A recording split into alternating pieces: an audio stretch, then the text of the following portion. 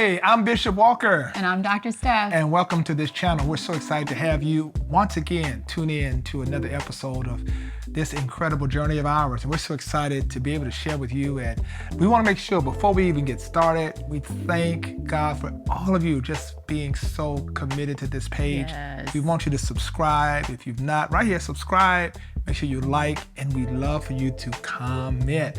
And hey, make sure even hit that bell if you want to get notifications when we're going to be on. We appreciate that so much. Hey, this is going to be a great one, right? Because we're going to be talking about, life for us in our 20s and 30s and lessons we learned. And people look at where we are and the formative years of our academic pilgrimage, our formation spiritually, all those things, even our relationship stuff. Like, how did we get to where we are? But like, who were we? Yeah. Like, who were you in the 20s, man? Wow. I wasn't ready for that question yet.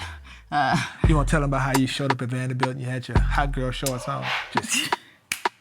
Well, he's right, but I digress. No, I mean, you just think I was 17 years old when I went to college. I was an inner city kid going to the South. All I thought about, I knew that I was leaving the city and heading to like honky tonk. And I get there and I started meeting all these phenomenal people. In terms of mindset, though, I knew that God had something in store for me. I didn't know quite what. And I don't know, like I was ready to explore. I think me as an individual, I was always that type of person who was ready for whatever came next. Like I wasn't afraid to make the next move. I wasn't afraid to explore. I wasn't afraid to travel. And I was really just like going with eyes wide open, looking for whatever it is that God had in store for me. That's interesting because, I went to college, same age. And, for me, man, going to HBCU was really a amazing experience, particularly because it was so much a family-oriented situation at Southern. And when I got on campus, of course, I was in the band, and that became probably the most significant season of my life to be in a place that brought discipline, right? Yeah, because that's a pivotal age. And for us, we love the band so much that Dr. Gregg used to always tell us, if you don't get your books, you can't watch in the band. So it was always like this, wow, we better go to class and make That's grades. interesting that you say that, because I was actually the exact opposite. Like I played sports from the time I was, 5 all the way through high school. And so I saw college as my relief from all the discipline because I was in practices every day, either track or basketball, or basketball year round. And I mean, I played other sports from soccer to softball to you name it, we were out there. I even played football, y'all. Like I played football with some boys and I got my butt beaten, then I just stopped. But I tried it all. And no one ever told me, no, you couldn't do it. They always told me, do it. Hey, you want it? Try it. And this experience will determine, whether or not you can move forward or what have you. And so when I got to college, it was like I felt like I was taking a break. Clearly the academics were through the roof, but in terms of like the amount of time I was able to spend to focus or to hang out, like that was great. For me, I think one of the things that I discovered, I think it was around 19 or 20 years old, is I discovered my difference. And that was scary. That moment when you realize you're different. That moment when you realize, I'm the only one in the library today.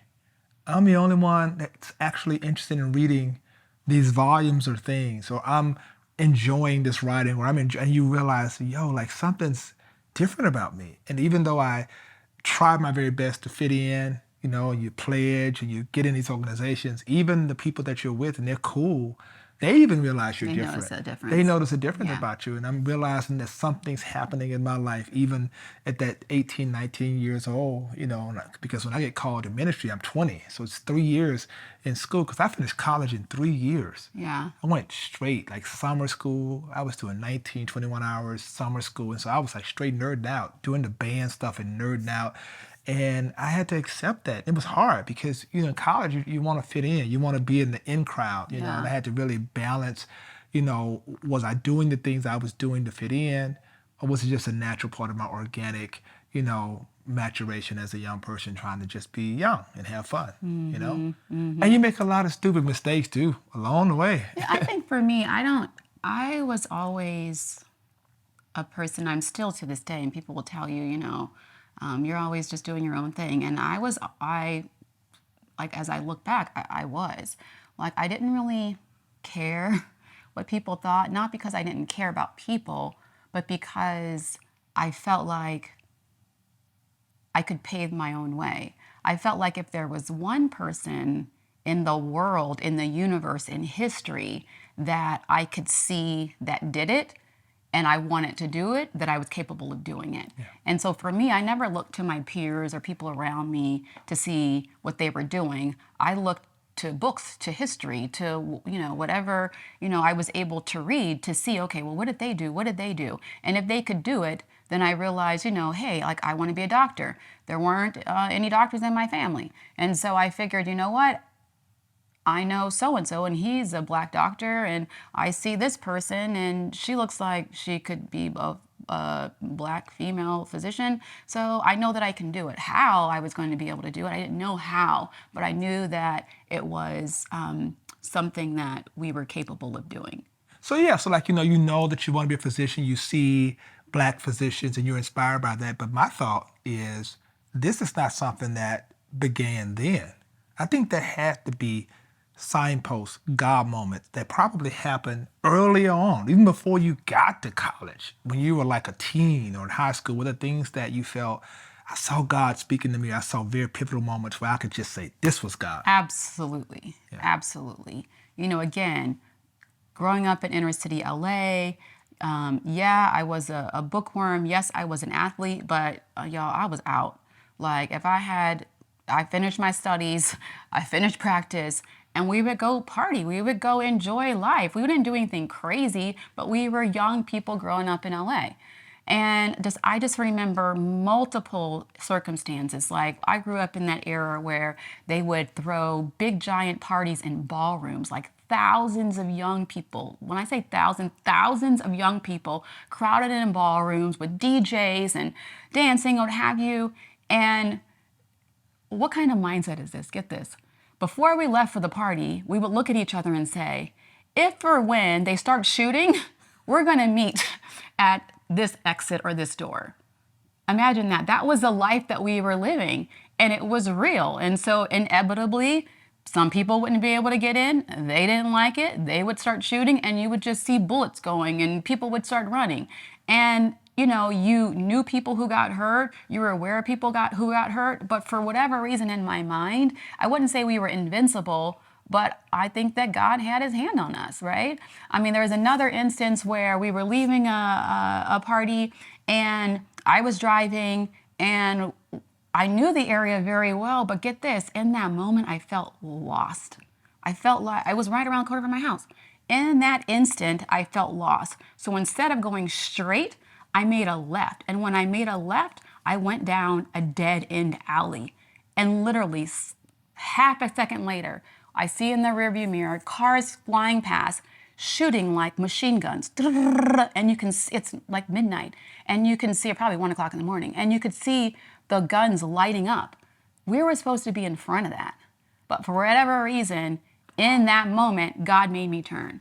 And then there was another moment, and I mean, there's others, but I'll just leave it at this one. I was at a red light, getting ready to turn left at a major intersection in LA, and right down the street from the Forum, where the Raiders are playing right now. What is it called? The Rams. Thank you. Thank you. But I was sitting at the light. I was getting ready to make a left. The light turned green. And instead of going, just like you hear my voice, I was in the car by myself, y'all. I heard a voice say, Steph, your seatbelt's not on. And I looked down, my seatbelt was not on. I put my seatbelt on, again, I'm in the driver's seat, and a big giant Mack truck comes flying through the red light. I would have been in the middle of the intersection. He would have rammed me. There is no way that I would have survived in my little bitty car. And instantly, I just felt pain all over the left side of my body. And so by the time I got to college, I knew without a shadow of a doubt that God had his hand on me. I didn't know what he wanted me to do, where I was going. I just knew to listen to him. And I knew that he was guiding my steps. Wow, that's powerful. I think, that's just brought chills to me to hear that story. And I've heard it, Yeah. but to hear it, and I think when people, watch this and they begin to realize that in every step, right, There's little the signposts signposts, the that Bible God says tells the you He's steps near and of He's a good present. man are ordered by the Lord, and God is giving you Yes. direction, and He's navigating, and then you don't realize it's to get you to the place. When you get to that place, then you realize you're there for a purpose. You Yeah. didn't get here by accident. This was Yeah. all about, providential move of God, and that's Yeah. what makes the level of seriousness so important. I think Yeah, we like talk about that don't blow it moment. You get there, yes, and God is like, yes, okay, yeah, I all got you right, here for a reason. all right, Now, are yeah. you going to go left? Or are you going to go right? Are you going to follow them or are you going to follow me? It's interesting, right? Because when we often mentor people, often they don't realize, I think the commitment Yeah. to excellence and the Yeah. energy we put behind, them succeeding Yeah. and appreciating this moment, because Yeah. sometimes people don't realize you did not just, there's so many folks who want to be where you are. That could have been where you are, and you're in this place, and so we're not here to take it easy on you. We're here to help you know, look, this is a moment of stewardship. Yeah. How will I fulfill all that God has for me in this moment? And I think and that's rooted in our journey of getting where we are and the Yeah. gratitude that we have Yeah. in being where we are. Because it didn't have to be you. It didn't have to be me. Did not. Right? I'm a firm believer that I am simply blessed. It could have been the girl next door. It could have been the boy down the street. God didn't have to choose me to get out the hood. He could have choose anyone else. But again, He chose me, just like He's choosing you to make a difference, He's putting choices in front of you. What are you going to choose? I feel like every choice is almost like a test. Are you gonna, go with the flesh, or are you gonna do that? You have this opportunity in front of you. Are you gonna sleep through it? Or are you gonna get up at 6 o'clock in the morning and grind? Yeah. Yeah. And I've often asked God, Lord, why'd you choose me? Like I've often asked, and I think the answer came back to me recently, because I could trust you. That can God take you places without losing you? Yeah. And you recognize that because of our humble beginnings, because Yeah. of a girl from Compton, a Yeah. boy from Shreveport, Louisiana, Yeah. on Yeah. a dirt road with no Yeah. sidewalks, Yeah. playing in the ditch, literally, right? Eating a crawfish out the gutter. Putting bacon on string. This is like my life. Yeah. And it's like you come through that, and you're able to matriculate through these institutions, and you arrive in this place, and then you recognize how your life could have gone a different way. And you're on this trajectory because you have a sense, one, of incredible gratitude. Yeah. But you also recognize the stewardship and responsibility of being chosen to do this. Yeah. And then you want to reach back and help others understand. Yes. Don't blow this, because Yeah. not many people get this opportunity. And then other people also, a lot of people don't get the opportunity, but then also there's a lot of people who one, either don't feel like they're worthy or don't feel like they're capable. Yeah. And at the end of the day, I think that that's definitely one thing of many things that my parents blessed me with, that mindset. It's all about the mindset, right? I believed that I could do it. It was like I was brainwashed to believe you could do it. that Yeah. I could do it. Yeah. Hundreds of people told me I couldn't. Hundreds of people, counselors, teachers told me I couldn't, shouldn't. Same. And I just kind of shrugged them off and said, well, okay, I'm not going to let you tell me. Like, I already don't have the opportunity. So if I apply and I don't get it, I'm still in the same place, but what if I do? Right. Like that thing that you're looking to do, that application you're looking to turn in, that job you're looking to apply to, that program that you really want. Like, what if that's that thing that you've been waiting for? Right. And guess what? If you don't get it, no one cares. You already don't have it, And so go for it. Right. The people who are the most successful are the people who are willing to fail and who take the most risk. We're not who we are because the stairs that we took were straight. We're who we are because we were willing to take risks. We were willing to fail. We were willing to trip. And we didn't care. I didn't care that my friends were staring at me and I tripped up and, failed. I knew that if I kept getting up, right, that eventually I would succeed. You don't need to succeed 1,000 times. You only need to succeed once. And that one thing can change your life forever. Like Michelle Obama said in her book, Becoming, she said, you have these fork in the road moments. Like you come to the fork in the road and you can go left and you can go right. And frequently these fork in the road moments are those things that change your life forever. What if I would have said, I don't want to go to Nashville, which I did, but my dad made me go. I don't want to go to Nashville. I don't want to go to Vanderbilt.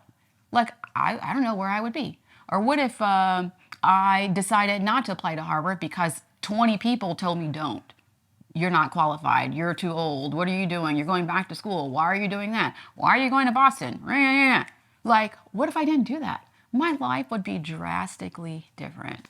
Yeah, I think all of us have to reflect on, Yeah. obviously, our journey. And that's what this is about for us. So we want you, it's in the title, it's our journey, man. Like, to understand that, we've had some of the same challenges, some of the same doubters who spoke in our lives, but we believed that we could do it.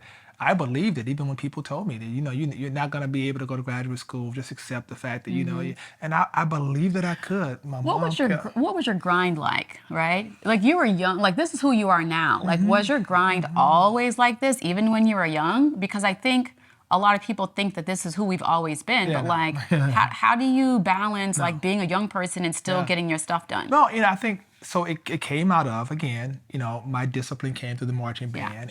We had very disciplined times. We had to study and we had to pass our classes in order to march in the band. Yeah. My grind was, I'm going to go hang out with my friends, my frat brothers. I'm going to do all of that, but I am not getting thrown out the band. So I would spend like Saturday mornings. Everybody wants to just sleep in. I'm in the library. That's so funny. I'd come, and I'd stay in the library all day Saturday. I'd go, nobody was in there on Saturday, right? Yeah. And then I'd go after church. I'd go Sunday afternoon. And that Saturday and Sunday is pretty much all I needed for me.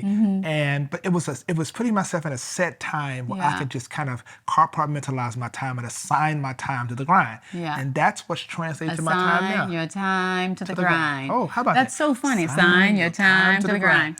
There it is. Well, the same thing for me. Like, again, I came in high school, I was partying. When I got to Vanderbilt, I was still partying. I was disciplined. And so I would go to class, I would get my work done, and I disciplined myself to say, like, going out was a reward. So in order to be able to go out and do the things that you want to do, you have to do the things that you have to do first. Do what you want to do when you want to do it so that you can do what you have to do when you have to do it so you can do what you want to do when you want to do it. And that was my mantra.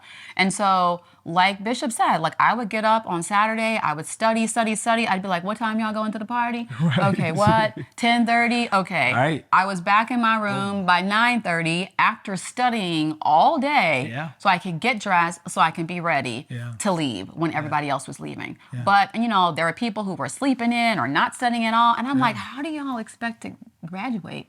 And some people did. Guess what? Some people didn't. But it wasn't that I was one of those people who didn't have fun. No, I was out.